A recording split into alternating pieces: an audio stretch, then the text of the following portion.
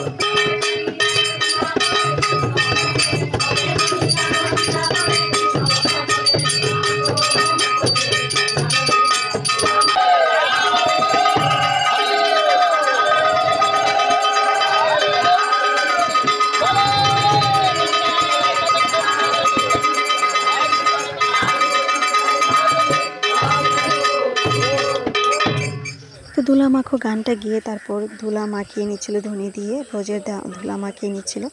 আর শেষের পথে তো একদিন করে সবার বাড়িতে শেষ করবে, আর শেষের দিন সবাই মিলে একসাথে ভূষণ সভা দেওয়া হবে।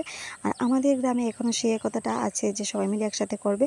আর তারা এই মাস জুড়ে প্রত্যেক দিন ভোরবেলা 3টার সময় স্নান করে তারপর গান নিয়ে বেরিয়ে যেত, ঠাকুরের গান নিয়ে কীর্তন নিয়ে বেরিয়ে যেত। আর দেখো, সবাই মিলে খুব আনন্দ করছিল। আর আমি চাই সবসময় এই একতাটা থাকুক। তো ভিডিওটা এখানে শেষ করছি। রাধে রাধে।